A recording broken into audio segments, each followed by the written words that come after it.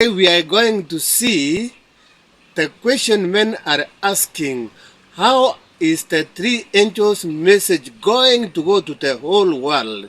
To answer Matthew 24 verse 14, which says, "And this gospel of the kingdom shall go to the whole world, and then the end shall come." Now men are asking, how will this gospel go to Saudi Arabia? How will this gospel go to Iraq, Iran? How will this gospel go to Qatar? And in another language, how will this gospel go to Muslim countries? But viewer, I want to tell you today that that gospel has penetrated those areas, as you can see in this screen.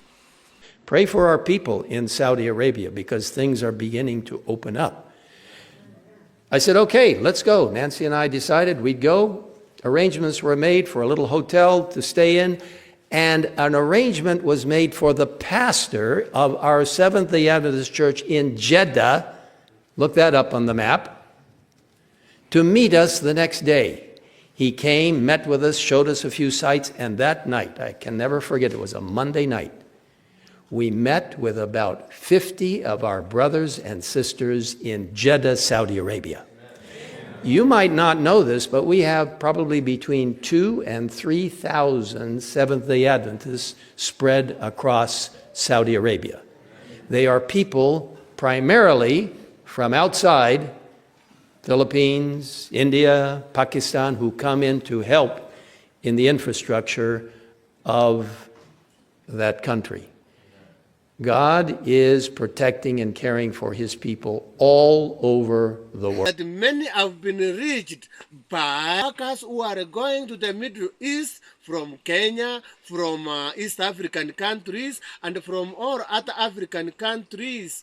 Christian workers, these are the ones who are spreading this gospel. And we went to 3 places where we're not even recognized by the government: Morocco, Tunisia, Saudi Arabia.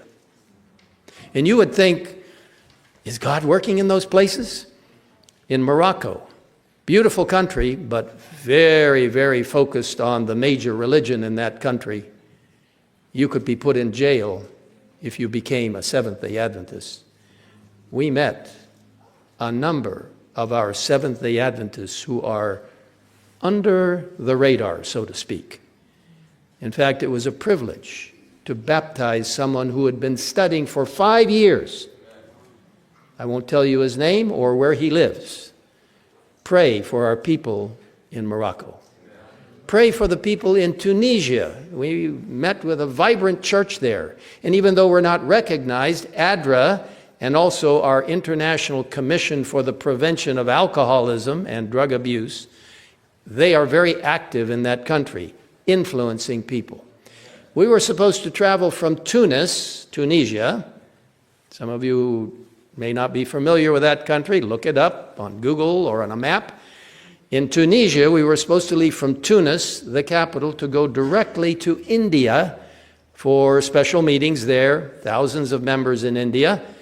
God is blessing in that most populated country of the world now. It has surpassed China. 1.4 billion people in India. Pray for our church in India. We have a little more than 1 million members, but in comparison to 1.4 billion, pray that the witness will be powerful through the Holy Spirit.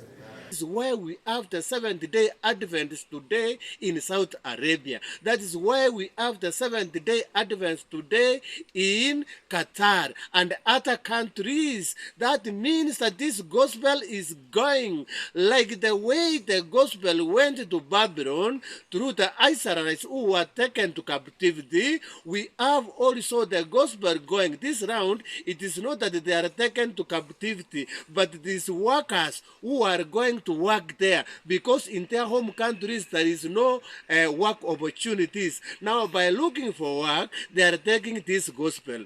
Fiwa, I'm telling you that the gospel is spreading.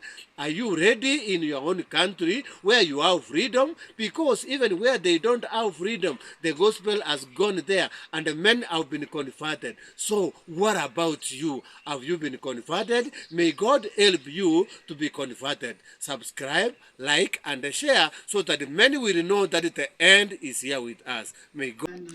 Now listen to this verse. I want to draw your attention to Isaiah chapter 41 and verse 10. Fear not, for I am with you. Be not dismayed, for I am your God. I will strengthen you. Yes, I will help you. I will uphold you with my righteous right hand. Let me tell you, God is upholding his people around the world with his mighty, righteous right hand.